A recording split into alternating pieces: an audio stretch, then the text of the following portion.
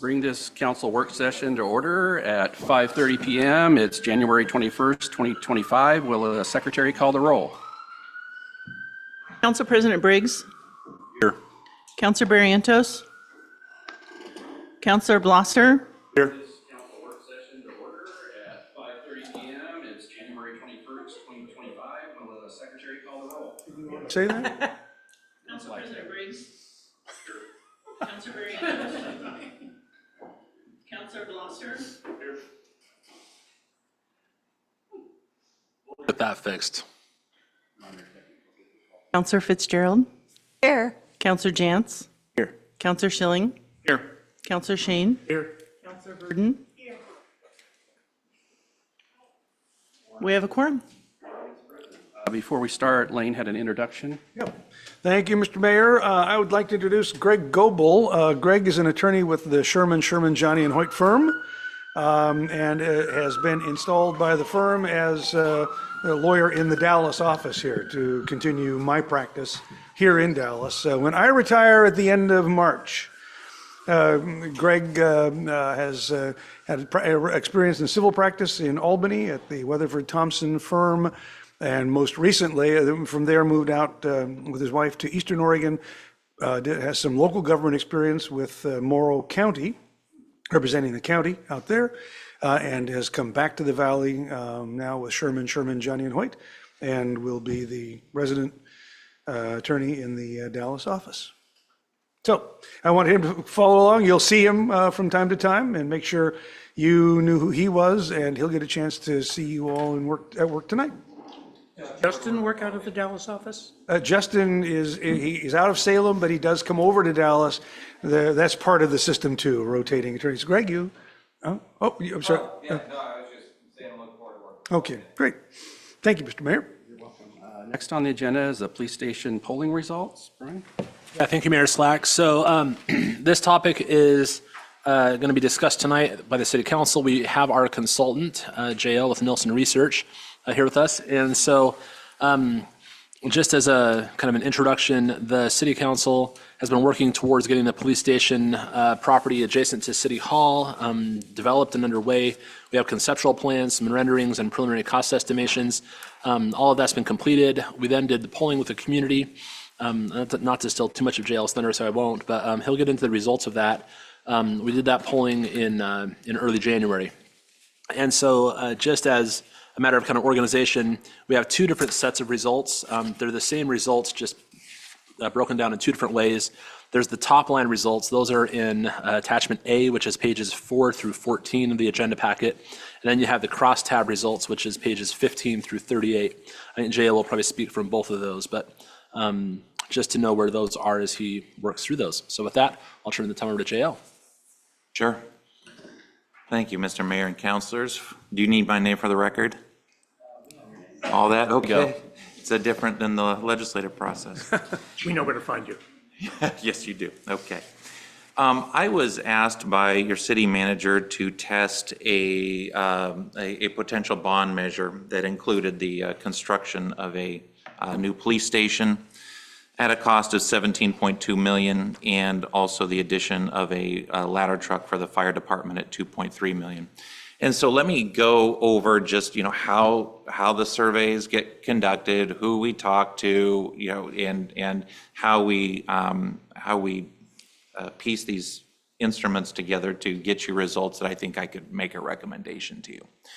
So just the early recitals, we did field the survey early after the Christmas break. So starting on January 6th, we actually took the sample over the course of about 3 days. Sometimes you need to do a little cleanup because you're missing some demographics. And so you go in and you say, well, we need 65 plus female, or we need 35 to 59 Democrat male, just to complete what a representative sample would look like. We ended up taking a sample of 381 voters.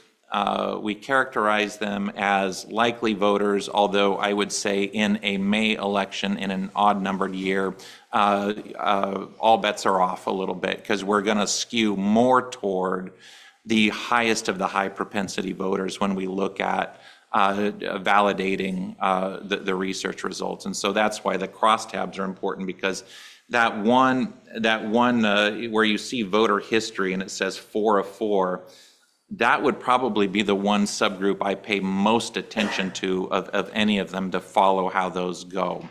Your higher propensity voters in Oregon today tend to be older, obviously, and tend to lean a little more Democratic in their political affiliation. And that's pretty consistently true through most jurisdictions, and would probably be true in this one. So that 381 sample gets you to a margin of error of 5%. So everything that you see here, you often hear an error rate is plus or minus 5%. The plus or minus 5% from statistical speaking is I would say, a pretty tight survey. I don't think you would want to pay the cost of a survey to get a much tighter margin of error, because you start to have to increase the sample size at a way that is probably just not cost effective for you. So that's why we landed at 5%. That's a pretty common sample size and pretty common margin of error for most school districts, local governments, et cetera, because it's also the most cost effective, and you get good results that I think that you can rely on. So just going through a little bit of the questionnaire, and I don't need to spend a bunch of time on all the questions, because that's really not the point. I think we've got enough information here to be able to say with some degree of certainty that the measure that you're contemplating has a reasonable chance of success. Some measures you put out and they test off the charts and they're a slam dunk. I would not characterize this as a slam dunk. I would characterize this as a solid opportunity to be successful. Taking everything into consideration, how would you rate the operation and performance of the city? You have basically 54% of your respondents saying excellent or pretty good. I would say, just given all the surveys that we do, where this kind of falls in is a little better than average. When you're talking about 54%, we ask this question because it's obvious if there's glaring problems and glaring perception problems with the city, if these responses come in really heavily weighted toward the poor or only fair. That's not the case in this survey, and so I don't consider that to be a hole in the boat for the city. How would you rate the operation and performance of the police department? You've got nearly 77% giving it an excellent or pretty good. That's very common. Law enforcement is usually the most popular local government entity, and it doesn't matter where you are. And so when you get 75% plus, people just have high regard for their law enforcement agencies, and that's also true here in Dallas. Number 3, we asked because I was just curious, and I've typically found, and we had the same experience with the city of Salem, because we went through the same process with the police building, and we did the polling for it starting way back in 2016. And that is, do people grasp the current conditions of where your police department is housed? And the reality is, here in this, about 7 in 10 understand it, and about 3 in 10 don't. I think that 3 in 10 is important, because your opportunity to educate them is a real difference maker in getting a positive vote on this measure. Those that understand will probably have that baked into their decision making already. Those that don't understand are very, very persuadable. And you'll see that those that don't know, and it might, I'm always surprised at who does not know things that you take for granted. But you look through the demographics on Q3, those that are aware of the situation, it's about 7 in 10 for all the major demographics, and it's about 3 in 10 who don't, all your major demographics, including your highest propensity voters. So it's a wonderful opportunity for the city to educate. And that is a pool of voters there that is extremely persuadable. And I would say they're the ones that are actually the most likely to come along with the measure to remedy something that you would educate them as a problem. The initial ballot, Q4, is the most important question in the survey. And that is because as we've constructed it and you read through it, I hope you're satisfied that it is a very neutral question. We are very careful in framing this question that it's not leading, that we don't put any weasel words in there that might steer somebody to a particular outcome. It's just the facts. And so as you say, we talk about this initial ballot, and it will be somewhat of a replica of what they might see on an actual ballot question, although your ballot question will be phrased, in the form of a question. But this will in some way be how it's characterized in a voter's pamphlet or something along those lines.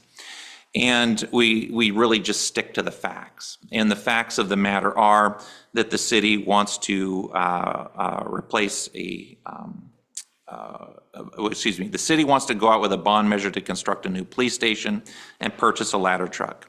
The bond would be no more than $19.5 million, which includes $17.2 million for the state police station, $2.3 million for the ladder truck.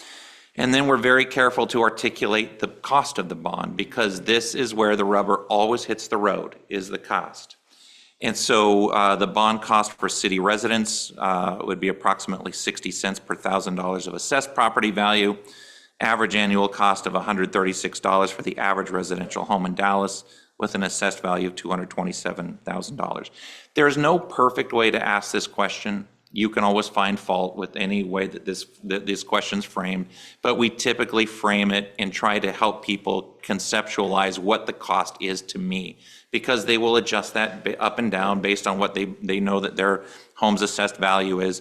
And then we ask the question again in a very neutral way, and you get the response. So the reason this response is important is it's because people are confronted with this question and this piece of information and are giving you sort of the unvarnished answer. No persuasion has taken place. There is very little to go on other than this question. And you see that the city comes out with 53.8% support. I would be cautiously optimistic with that number. I've definitely seen starting numbers that are less than 53.8 succeed. But 53.8 to me is sort of in the, it's to me, it just barely clears the bar in the minimum amount that I would like to see. Obviously. Less than 5%. Less than 5%. Well, you could factor in a 5% margin of error. It could be in the high 40s, but you could also factor in the 5%. It could be in the high 50s. But that is the range you're working with. Typically, you like to see starting positions in the high 50s to 60s, because there will typically be opposition campaigns you have to account for, or other political things that are just kind of beyond the city's control that might chip away. But we see here we're at 53.8, which I think you have a reasonable opportunity for success at 53.8. And I've got other information down in the survey that informs that opinion. Some of the things that I look at is the difference in the intensity of yes versus the strong yes versus the strong no. The strong yes is 31%, strong no is 21.5. That's a 10-point delta. That feels okay to me. I look at those numbers largely hold true with I'm looking at your 404 demographic, because again, I pay attention to that subgroup more than any other in this particular survey, and particularly your 65 plus, because the same rules that apply for a school district survey also apply for a local election, which is the voters are largely going to be your 404s are largely going to be your 60 plus voters. That's just the fact of life. You would like to think that there will be a lot of participation with your younger residents or maybe middle-aged. That is just not the case typically. And so when I look at these and see, well, how are these results? Do they err? What is the center of gravity with the 65 plus demographic? It's actually pretty good in this, and the 404 is pretty good. So I'm not going to belabor the point other Can I than. ask you a question? You bet you can. What is the basis of knowledge to say the fact that most of the voters are going to be 65 plus and not versus 40 to 50? What is your basis of knowledge? Sure. So we run these surveys based on something called a voter file. And believe it or not, every voter has a well-articulated and public voting propensity score. And so what you would, when we take in the voter file and we look at who's voting because it informs who we want to talk to, you look at what the turnout of this election would be in a May odd-numbered year, and it's probably going to be somewhere between 25 and 30%. And so those voters are going to reside in your high propensity column, your 404 voters. Those are the people who turn out every election, and you can easily determine the demographics of a 404 high propensity voter. It is primarily 60 plus. Some cases it goes down to 45 plus, maybe a little bit to 40 plus, but the vast majority is going to be 60 plus. And so all of that is contained in what's called a voter file. And the people that are working in public safety, they're pretty much between 30 and 60 years old. Don't you think that they're constituents and they'll reach out to their friends and have their friends vote? That's the hope. That's certainly the hope. It does not historically play out that way. Yeah. Is this an assumption on your part, or is this statistically? Yeah, it is statistically valid because, again, going back to the voter file, I could target exactly who I think will vote in this because it will be classified a high propensity voter. They are most likely to vote in a municipal election in May of an off-numbered year, and it will predominantly be 60 plus. That's empirical. Yes, absolutely empirical. Yes. Yeah, I wish it were different, but it's just the case. As long as you had to pause anyway, I was going to ask this sometime, and this is probably as good a place as any. And well, maybe it's intuitively obvious that you can't answer, but I'm going to ask it anyway. How do you, if you can, try to detect or compensate for or see the Bradley effect? I have noticed the Bradley effect actually not that often in my career. I've typically found on issues of dollars and cents, there are certain demographics for whom the Bradley effect will apply. I don't even catch the faintest whiff of it here. What's the Bradley effect? I was going to say, I should probably explain for those who don't know what that is. Some years ago, Los Angeles had a mayor named Tom Bradley, very popular, very effective mayor. He ran for governor. He's black. And the polling data, the pre-election polling data, showed that he was going to win in a walk. He lost. And the Bradley effect is when someone tells a pollster one thing because they don't want to admit they're really not going to vote for the minority guy. So they tell the pollster, oh yeah, I'm going to vote for him. But then when they get in the booth, they don't. That's the Bradley effect, that disparity between those two. Sorry, I should have explained that. Well, I've also, as I worked on this survey with Brian, we also have a number of fly in the ointment questions that I use in this survey to really understand what the downward pull is on this measure. I'll get into it. I already feel like I'm talking too much, so I'm gonna go through this as quickly, but still answer your questions as best I can. So we ask a battery of questions. In this case, in the survey, it's questions 5 through 14.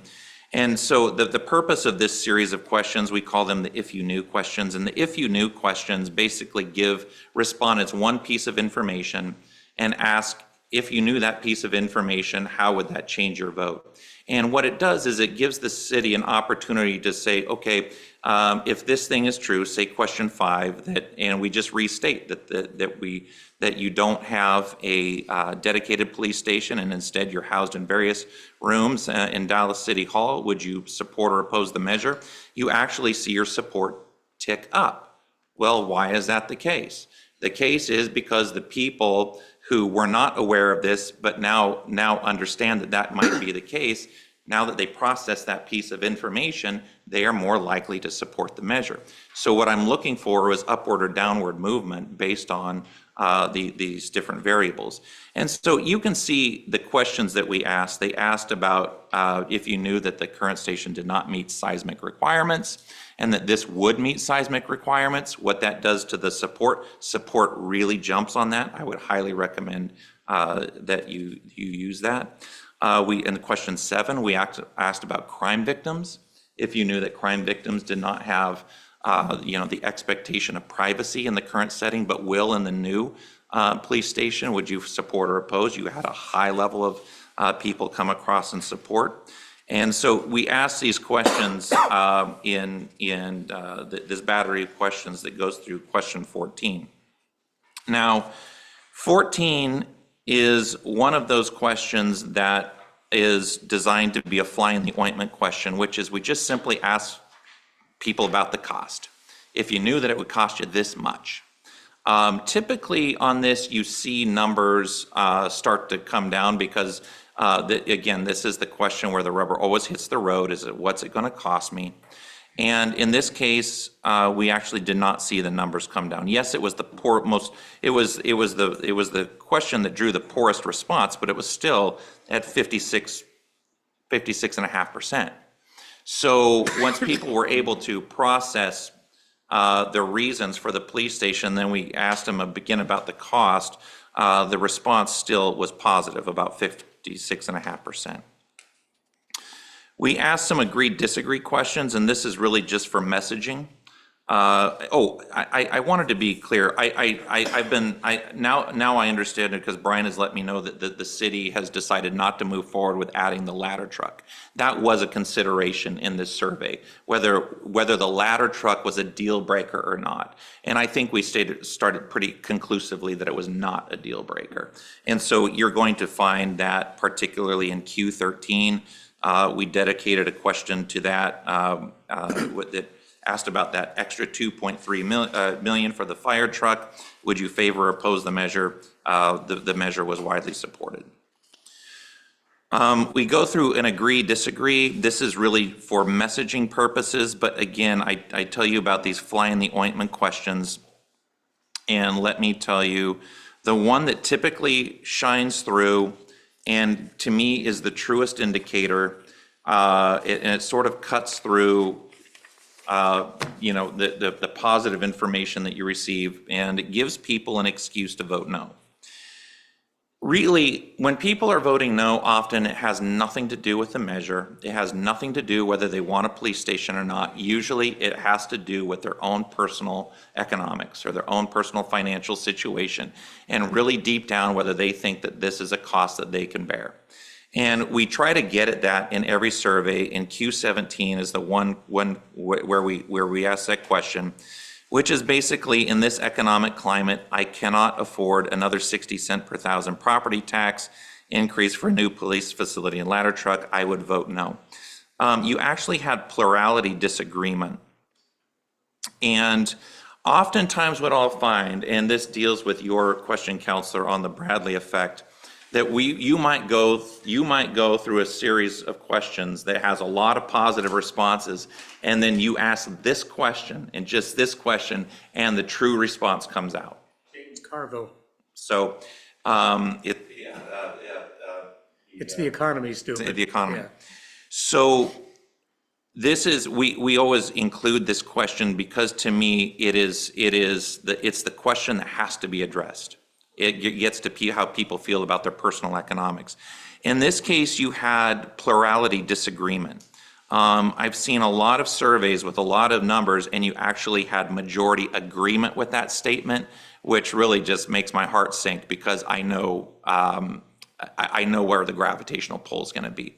I did not see it in Q17, but like I've told Brian, the one response that made me just a little nervous was the high propensity voters on this question it was a little better than evenly split, but no, actually there was more agreement. There was actually 48% agreement to 45% disagreement.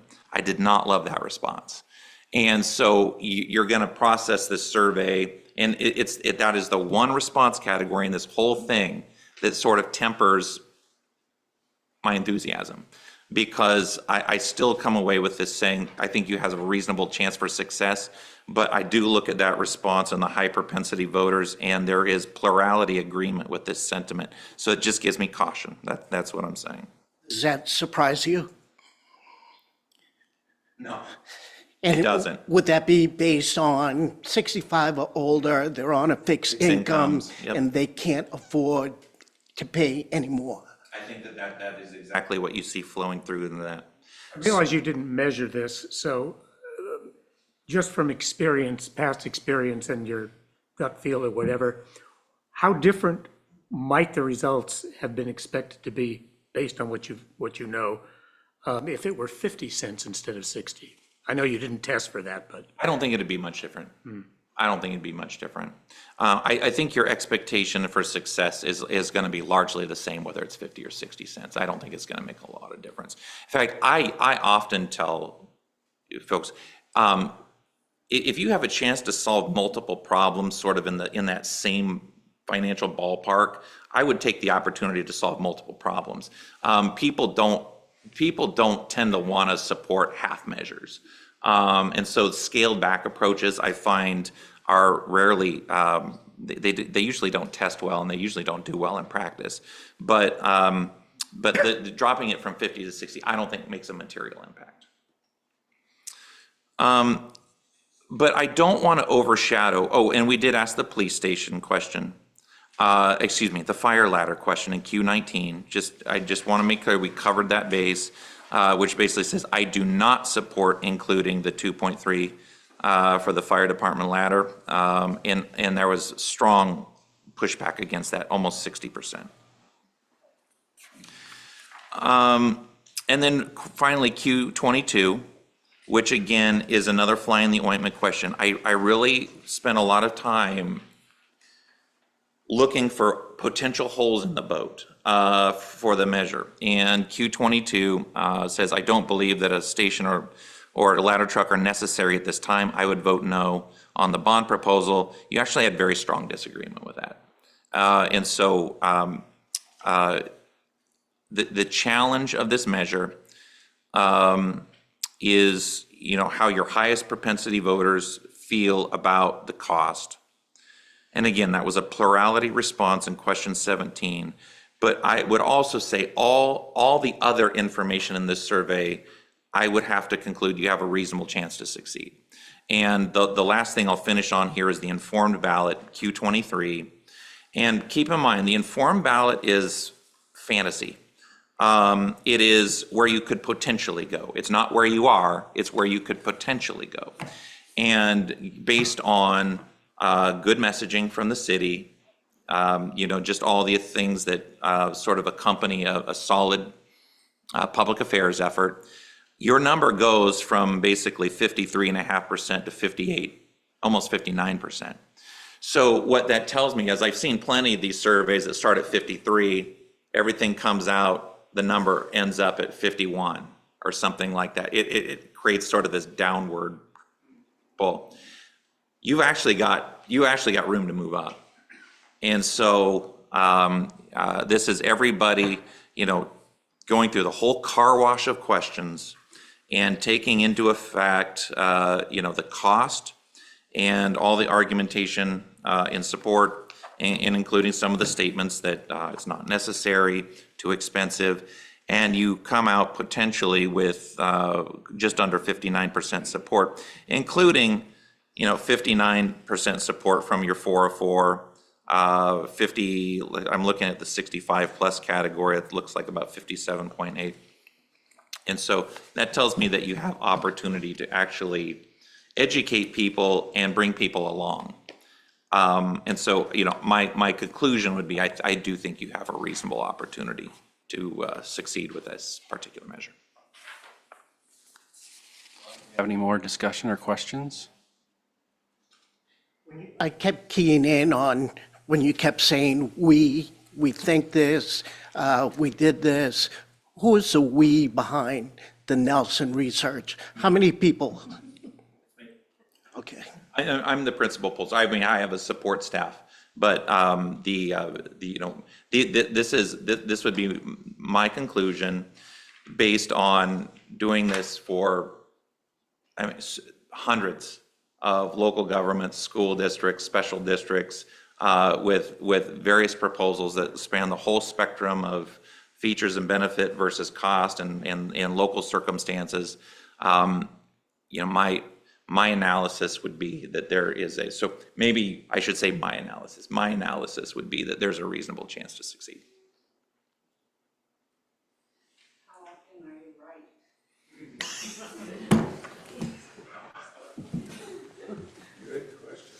Yeah, and people, Or how often are you, close? When have you been really surprised?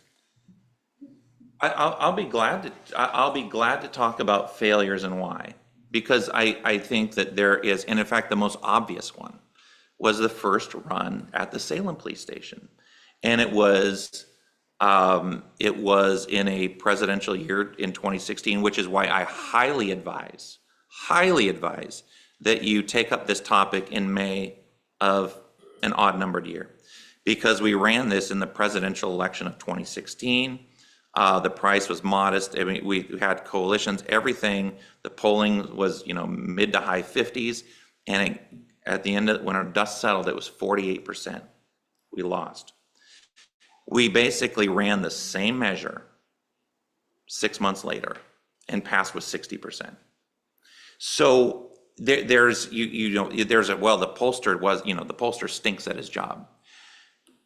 That's not, that's not maybe if I wanted to, if I wanted to goose the numbers, or would just grossly. I understand you go by statistics. But the reality is, I could tell you that a lot of tax measures sunk because you had something called Measure 97 on the ballot, where when you have an adverse tax measure that's statewide in scope, and it just casts a pall over every entity that wants to ask for money, because you've got this massive gross receipts tax, which at that time was defeated, and then it just took everything down with it that asked for any money.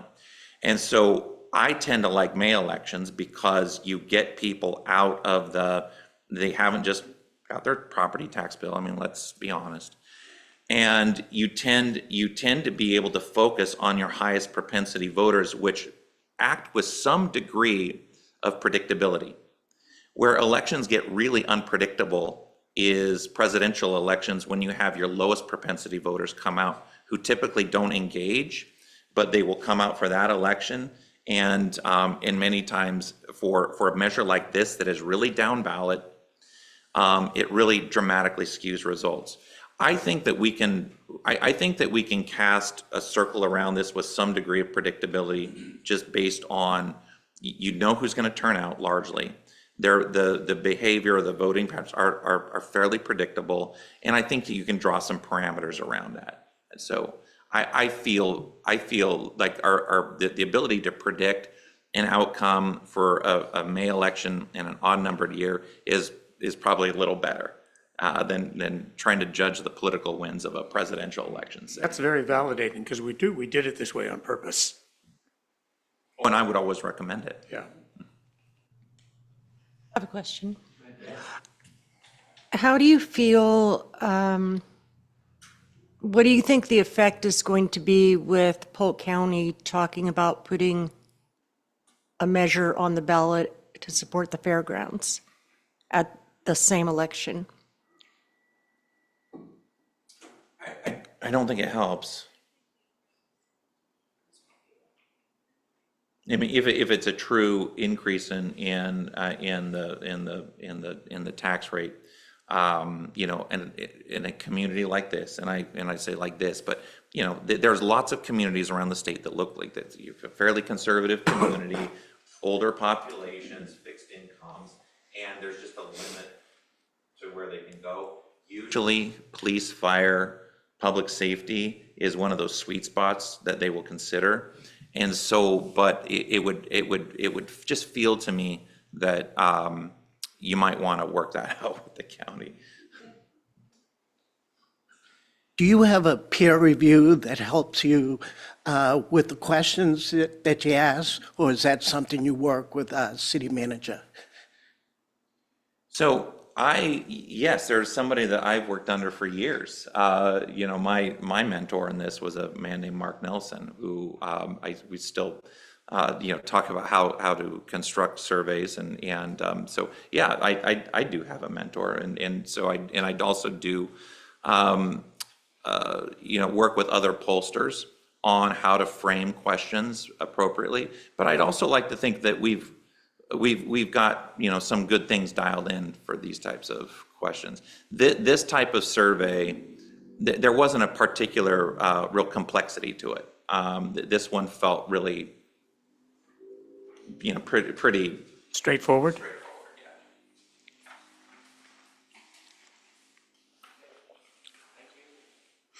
You're welcome. Yeah, thank you. Thanks. Right, next on the agenda is a discussion of accessory such structure setbacks. Brian? Thank you, Mayor Slack. So I'll invite Chase Blue, our city planner, to come up and address the city council with this topic relating to accessory structures. Yes, good evening. Chase Ballou, city planner. So at the recent planning commission meeting, we had a discussion very similar to this on the subject of accessory structure setbacks. City staff have identified some issues with our current code requirements, which for reference requires a 3-foot setback but from the property line on the side and rear of a property to an accessory structure such as a shed or a detached garage or a carport or a workshop. Those kinds of, you know, accessory non-habitable kind of buildings that you commonly see in residential areas. And so there's that setback requirement that exists in the zoning code.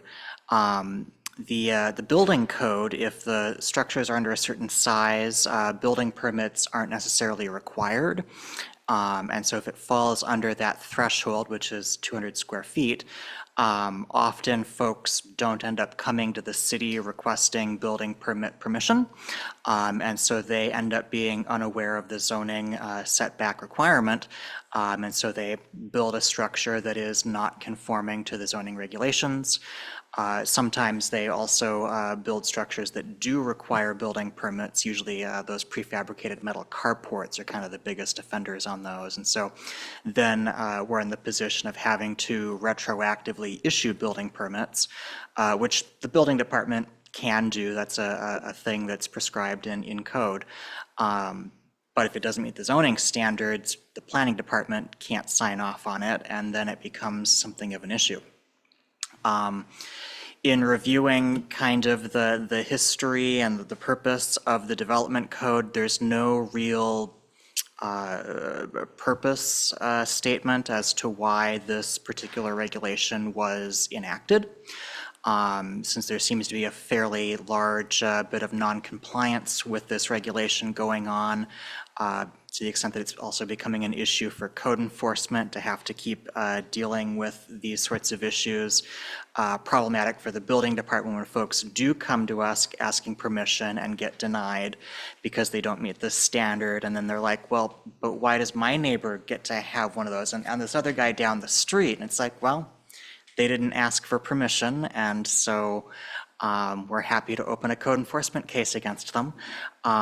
It becomes something of a challenge to administer.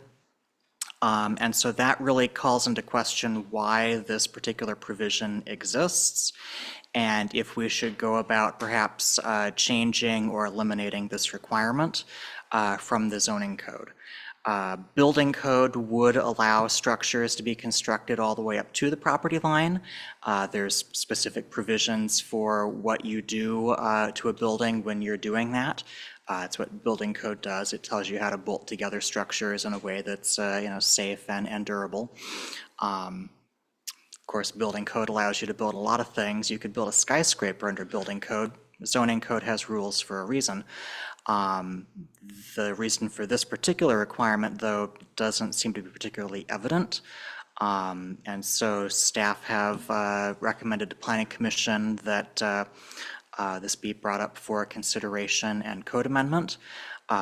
Planning Commission, after some deliberation, voted in favor of forwarding this issue to City Council for your consideration as to whether we should begin a code amendment process around this. That vote was not unanimous, but it did move forward. So that's what brings it here to you today. And happy to facilitate any questions that you may have on this topic. Ultimately, we're looking for direction as to whether to initiate a code amendment process or not. So that's kind of the outcome hoping to get from you. So before we get to your question, Larry, can I just make sure I summarize what Chase was describing? All right. So Chase, the conflict is that we have a zoning code that requires a 3-foot setback and a building code that doesn't require that setback. We don't, through our research, have not found the reason for the 3-foot setback for accessory structures. To resolve the conflicts and allow the structures to be built according to the building code, your recommendation and staff's recommendation is to remove the 3-foot setback requirement from the zoning code. At this point, that would seem to be the path of least resistance. Obviously, the rulemaking process, the public hearings that would be associated with that may have an impact on the final outcome, but at this point, that's the direction we're looking at moving. Follow-up, depending on your answer, is a chicken coop an accessory structure? It would be, yes.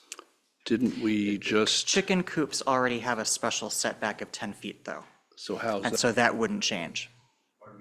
So the regulation that applies is whichever is most restrictive. And so the 10-foot setback for chicken coops is more restrictive than the 3-foot setback for any other accessory structure that currently exists. So the 10-foot setback for chicken coops wouldn't change. So even if we adopted this, that would still be in effect? Unless the council chose to repeal that particular All provision. other things being equal? Yes. And the chicken coop thing was grandfathered as well, right? Yeah, any pre-existing chicken coops would still be allowed to remain, like that's just standard code language. So are there any other accessory buildings that fall into the same category as a chicken coop, like? Right, so accessory dwellings would also not be under that heading, and because of course those have habitation in them, so there's a more intensive use going on. Building code again would allow that all the way up to the property line, but at this point that wasn't something we were necessarily considering amending, although certainly council could choose to include that if they so saw. Beehives, I'm not sure count as accessory structures. I'd have to read through the code as to see whether those qualify. Those also have a special setback distance. I don't recall off the top of my head what that distance is, but that would not change. Yeah. Yeah, if there's a specific provision for a specific kind of structure, and that provision is greater than the standard provision, then that would be the one that prevails, whichever is most restrictive. Yeah, let me give you a hypothetical. I think I may have figured out the answer to this, but I want to hear if I'm right. So let's say we go ahead with this exactly as proposed. We get rid of the setback requirement. I assume fire regulations would still trump that. For example, if somebody wanted to build a structure right on the property line made of something highly flammable like wood or something, the fire code would still prevent them from doing that, even if we approve this. Right, the fire code does have language as regarding, fire rated construction, so non-combustible materials or fire resistant materials. Like a metal carport, those don't tend to burn very easily because they're made of metal. A lot of, structures these days, they're built with the fiber cement board on the outside as the cladding. That's a lot more fire resistant than the old school vinyl was, right? So those kinds of materials are generally readily available. It's just a matter of using the right materials for the right circumstances.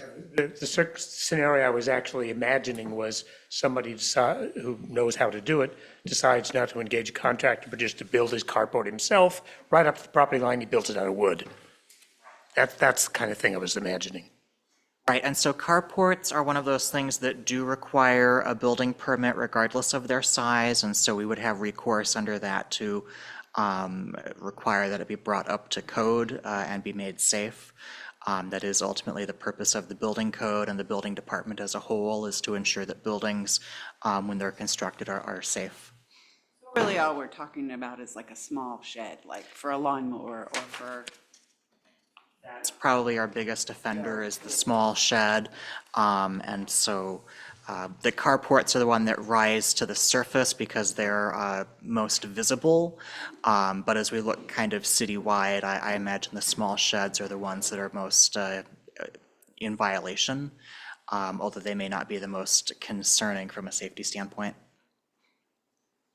in light of the LA fires and stuff, it's kind of makes you take a step back and really consider things up against property lines and as close as houses are getting and.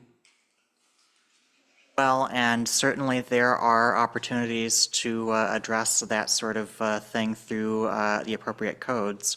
If you can build a wooden fence on your property line, that's problematic. Maybe fences should be metal or some kind of fire-resistant material. Like there's a lot of fire-resistant, fire-hardening provisions that seem like they're becoming more important as time goes on. So that could be something we look at as a future amendment as well.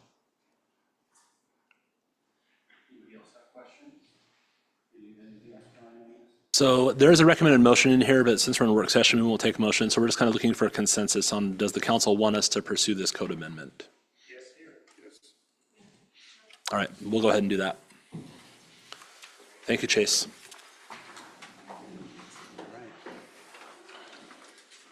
Let's move on. Economic and Community Development Annual Report, Part 1. Hey, Good evening. we got a presentation we're going to queue up here in a moment. I'm Charlie Mitchell. I'm the Economic and Community Development Director. For all of you but two of you, you've seen versions of this in the past. We do this every year. Part 1's always in January, Part 2's in February. My department isn't large, but we do a very diverse array of activities so that we have to kind of break it up into two segments because there's so much to talk about. So tonight is part 1, which deals with planning, code services, and historic preservation. And then next month we'll do part 2, which will be economic development, building, and urban renewal. Any questions while we're getting this fired up? So I'll go into a little bit about sort of the overview of the department, kind of what our structure looks like, talk a little bit about what we've accomplished in the last year, and then look ahead a little bit, what some of our opportunities and challenges are and constraints as we move ahead. We'll get into talking about the planning division, some specific things about some data from planning in terms of outcomes. Then we'll talk about code services, which is always fun because code services is like a show and tell, lots of fun photos of before and after. And some of you might be shocked or amazed, or you might say, yeah, I've seen that. But it's really, to me, it's always eye-opening to see some of the things that our code services folks deal with out there in the field. So I was stalling. Now I'm ready to jump in.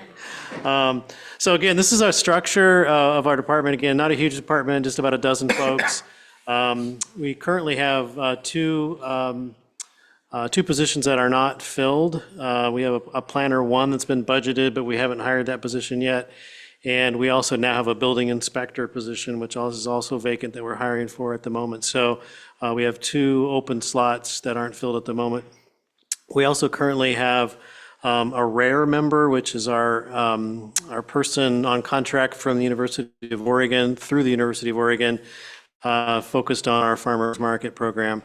You can also see on this graphic that there's actually 5 different committees or commissions that our department provides staffing support to as well. All right, some of the things that we accomplished last year, many of you, I would hope, know about all of these, or at least some of them.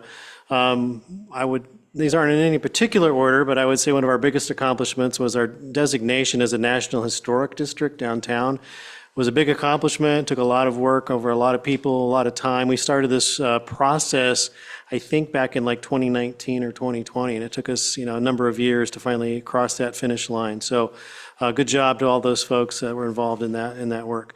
We fully launched the Dallas Business Inventory, which again is a voluntary business database and kind of in lieu of a mandatory business license so that we can keep track of our businesses and provide them key information when it's applicable. We fully launched finally a business retention and expansion program, which means we're proactively now going out and talking to businesses and making sure that they're happy, healthy, and growing. We're almost done with the mill site master plan. We're getting really close to wrapping that up. That should be done first or second quarter of this year. We're also most of the way through the design work on the 791 Main Street project, which some of you may recall is the former Bank of America site just a few blocks away.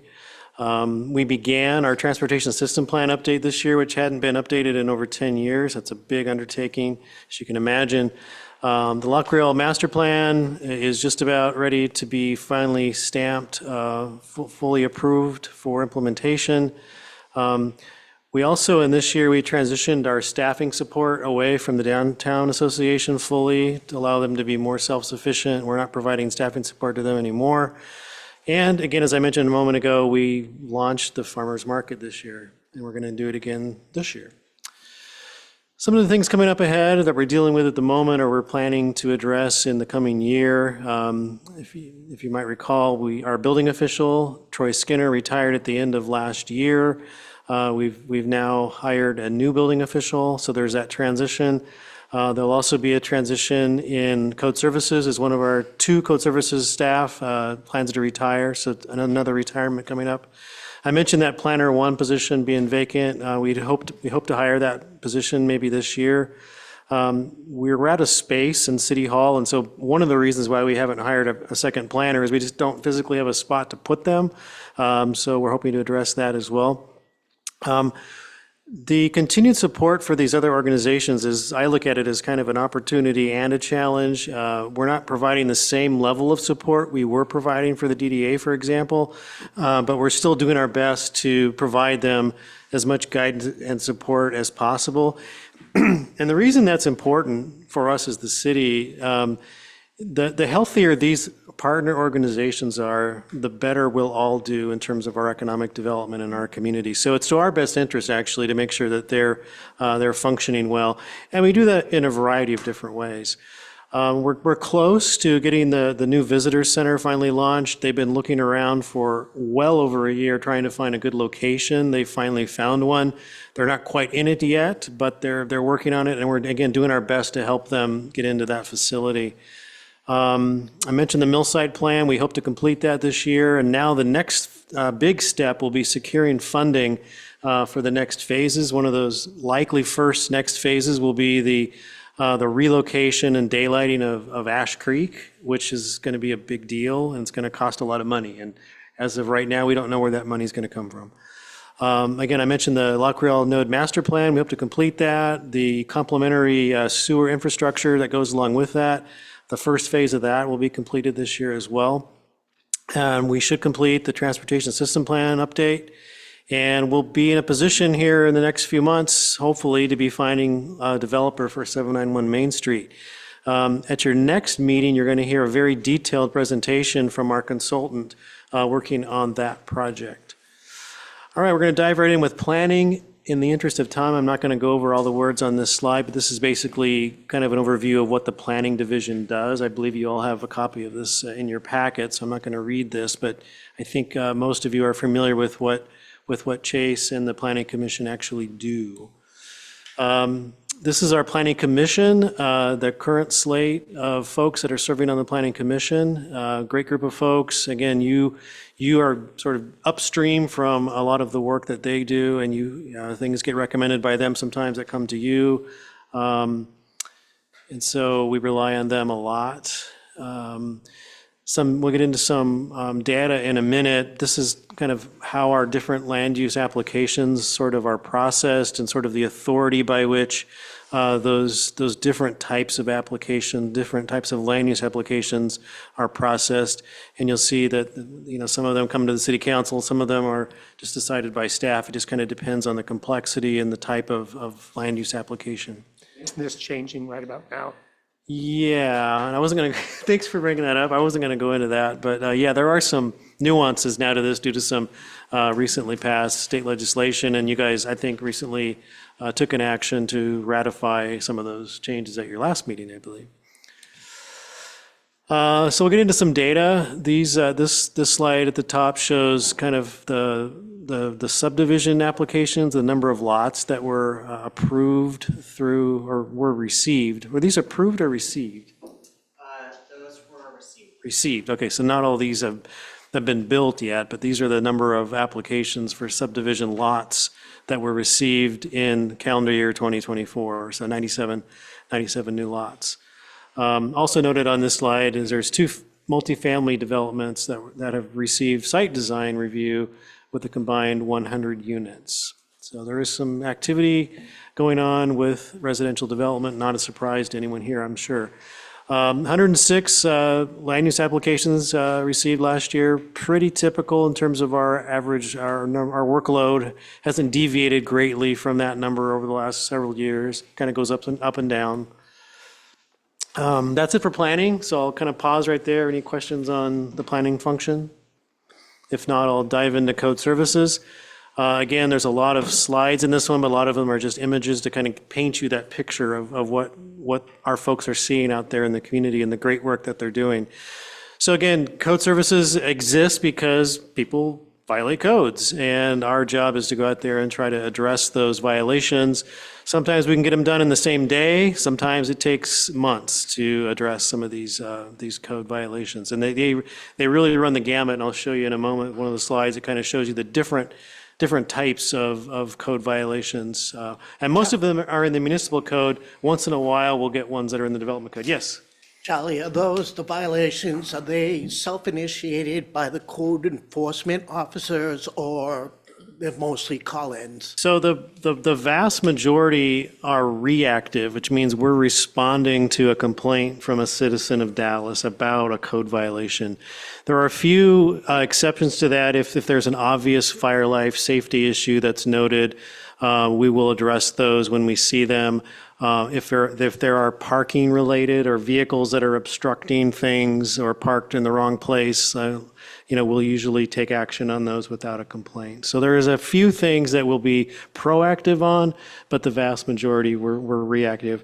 And there's a couple of reasons for that. One is that's the directive that we've been given from the council and the city manager, but it's also a capacity issue. We don't have the staffing capacity to be proactive on every code violation.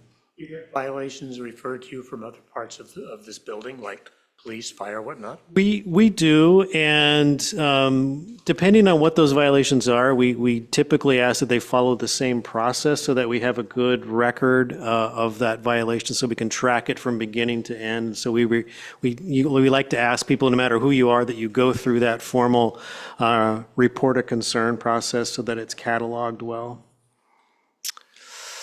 All right, so one of the things we do is abatement, and there's some wonderful photos on this slide. And these are these are the things that we see out there in the community. And so this was a case where these were tenants that were asked to clean up the property, and they didn't, and they were cited, and the property was posted for abatement. And it took 3 days and 3 dumpsters to clean up that. And sometimes, if we're not getting compliance, we have to pay to go in and abate it ourselves by hiring a contractor, and we'll post the cost of that as a lien against that property. It doesn't happen very often, but it does happen occasionally. Again, this is your wonderful before and after shots. If you go back, this is what it did look like. This is what it looks like now. And, I'm really proud of our folks when they can accomplish things like this, because these aren't easy. They're very difficult. They're time consuming. People aren't nice all the time. Imagine that. And it's from both sides, honestly, because sometimes the complainant are frustrated too because things aren't getting cleaned up as quickly as they'd like them to be cleaned up.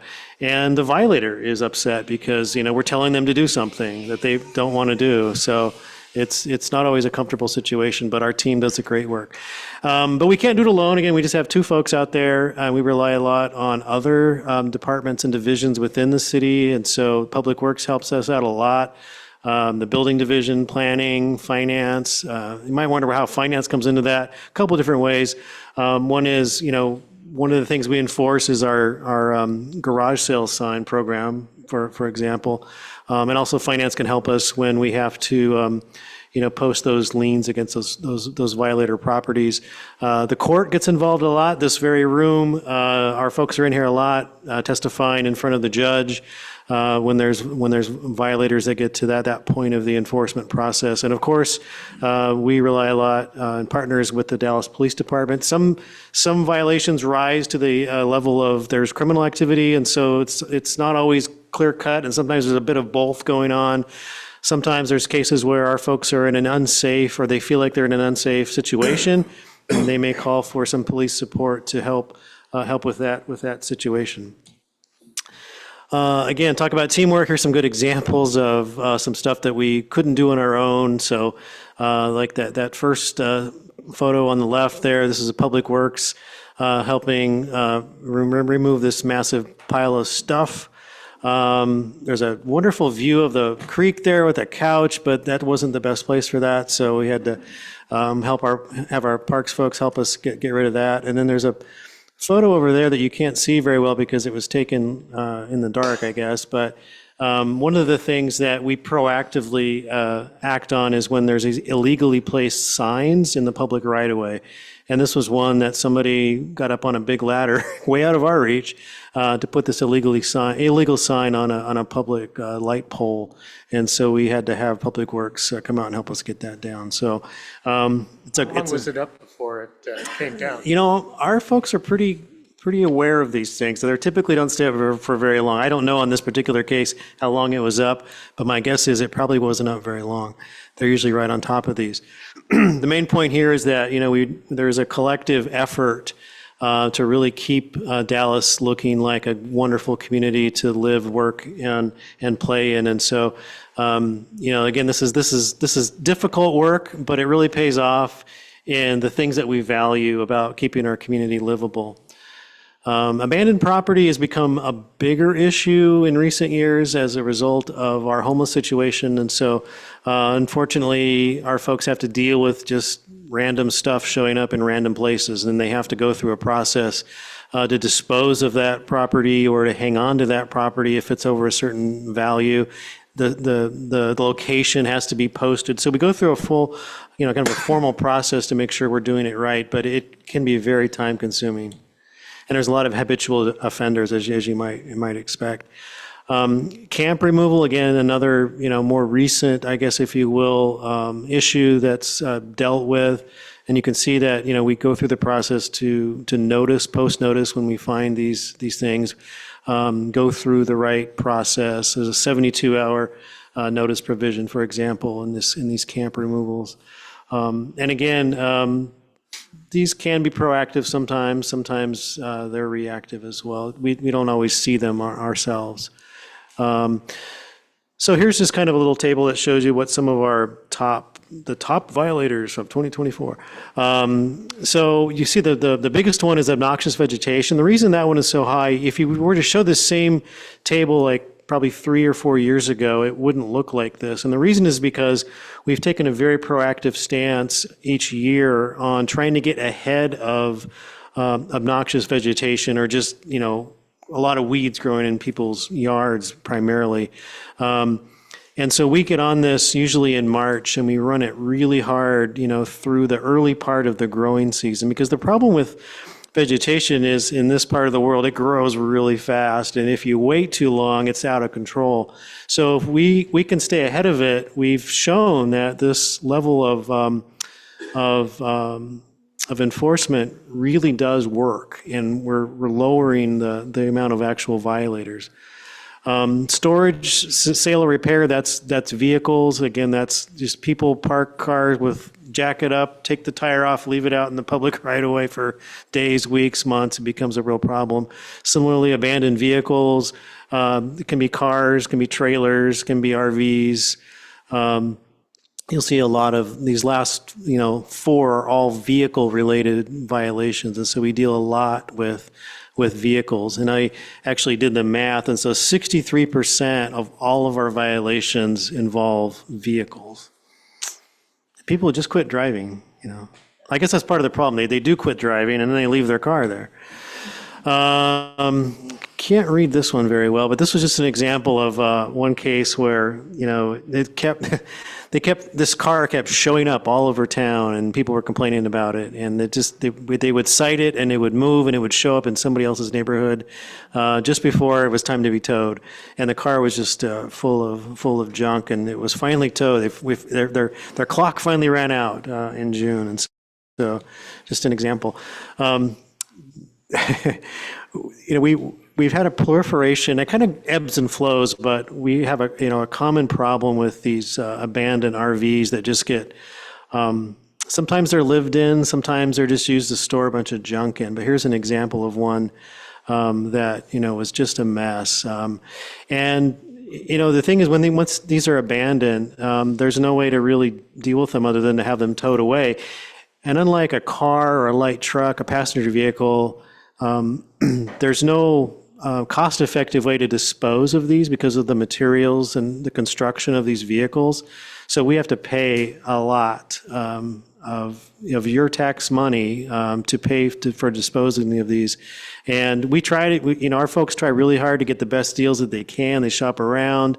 They really try to avoid these costs, but sometimes the only way to get them off of our streets is to have them towed. Let's hope, right? Charlie, I know we don't want folks to be calling 911. What's the best way for folks to reach out for code services, and what's the expectation? How long do they have to wait? Great question. Our preference is that they go on the city's website. Right on the homepage of the city's website, there's a drop down or a button that says report a concern, and that will take you through that process. They can also call the office. They can call the department here upstairs, and they can route them through that way too, or they can stop in and talk to somebody. Do you usually give them like a time, like we'll get somebody on it as soon as possible? Or? Yeah, we try. It really depends on workload. Again, with just 2 staff members, and there's a lot going on as you've already seen. And so we try to at least get to things within 24 to 48 hours. That doesn't mean that the problem is going to go away in 24 or 48 hours, because we have processes of how things have to be noticed before they can be towed, for example. And so sometimes the problem, or again, there's cases where we can go out and post it, and like that car I showed a moment ago, and then it disappears, then it shows up again in somebody else's neighborhood, and we post it again, and then it goes and shows up in somebody else's neighborhood. So do you close the loop with the person that called, or do you just leave it at we that? usually try. Sometimes we do allow people to report anonymously to protect their identity if they choose to do that. Obviously, in those cases, we're not able to do that. But we usually try to close the loop with the complainant. Charlie, on Yeah. that, to report, they put their address in that, how do I report a concern? And actually, it's 2 drop downs. It's how do I, and there's a whole bunch of things under that, and one's report a concern. And under that, you list your address, and then you can check if you want to remain anonymous. If you put your address in there, a lot of times code services will get back to you. If you don't put an address there, they can't. But you can still remain anonymous.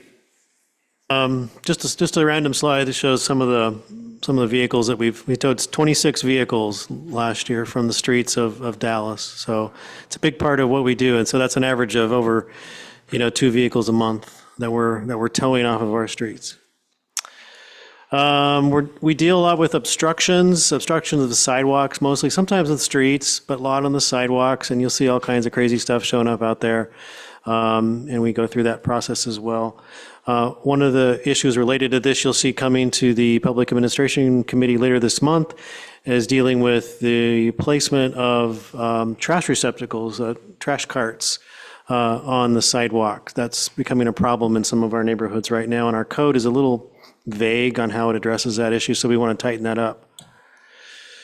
One of the overlaps between code services and building is people building without permits, and we're fortunate that our staff on code services is pretty well versed in what is permitted and what isn't, and so they know what to look for. This is a great before and after little story here. I won't go into the details, but the photos you see on the bottom, this was how it looked like. I think it was about a year and a half ago, maybe 2 years ago, where this homeowner added this addition onto what was a carport, an actual dwelling unit. Was really a mess. And then we worked with that property owner over, a fairly long course of action. Luckily, they were very accommodating. They understood that they weren't doing things the correct way. It was not a safe environment for anybody to be habitating in. And so they tore it down and they did it right. And today it looks like this. And so pretty amazing success story. And again, it took a lot of patience on both sides with both the property owner as well as staff to continue to stay on top of this and work with them and get it to the place that it looks like now. All right, that's it for code services. We're running out of time. Jump right in quickly to historic preservation. Again, this is kind of I put this as a separate function because it doesn't squarely fit either in planning or in economic development, but it's something that is very important to the Dallas community. Again, as I talked about earlier, we formed, the graphic here shows the National Historic District that was finally completed this last year. That was our big accomplishment. There's that ribbon cutting we did. There's some beautiful looking people in there holding that ribbon. Some of you in this room. So some of the things coming up, we're going to be working on, we've been working on this one for a long time, is a monument for the first courthouse location, which is actually up by Les Schwab. That's one of the things we'll be working on. Some of the constraints we have is there's not a really dedicated funding pot for historic preservation projects, and so we have to get creative by getting state grants and other things for some of these things we want to accomplish. We do have a historic preservation commission. This is one of the boards and commissions that we provide staffing to. And that's it. I tried to rush that in there. Sorry about that, but I wanted to make sure we had plenty of time. Questions? All right. Thank you much. Thanks, Charlie.